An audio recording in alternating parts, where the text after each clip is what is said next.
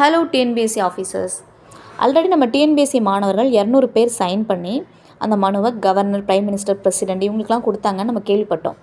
அவங்க கையோட தேசிய பெண்கள் ஆணையத்திலும் அந்த மனுவை கொடுத்துருக்காங்க. இது தொடர்பான விஷயத்தை தான் இந்த வீடியோவில் நம்ம பார்க்க போகிறோம்.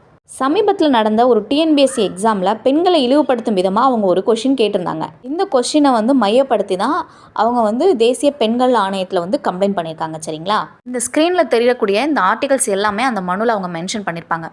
ஆர்டிகல் 14னா நமக்கு தெரியும், சட்டத்தின் முன் அனைவரும் சமம் அப்படின்னு சொல்லிட்டு. ஆர்டிகல் 15 அப்படின்னு பார்க்கும்போது இந்த பாகுபாடுகளை கழிதல், ஜாதி, மதம், இனம், பாலினம் எல்லாமே வரும். அதில் 15ல் 1 கீழ் அவங்க பாலினத்தை மென்ஷன் பண்ணி இந்த மனுவில் தெரிவிச்சிருப்பாங்க. சரிங்களா? நெக்ஸ்ட் ஆர்டிகல் 21 தனி மனித உரிமையில் வந்துடும்.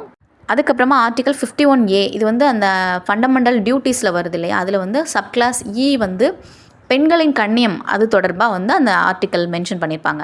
நம்ம எல்லாருக்குமா சேர்த்து தொடர்ந்து பல முயற்சிகளை செஞ்சுட்டு வராங்க. அந்த மாணவர்கள் நம்ம பாராட்டாமல் இருக்க முடியாது. தொடர்ந்து அந்த மாணவ மாணவிகளுக்கு நம்மளுடைய ஆதரவை தெரிவிச்சுக்கணும் அப்படிங்கிறத இந்த வீடியோவில் நான் கேட்டுக்கிறேன். தேங்க்யூ.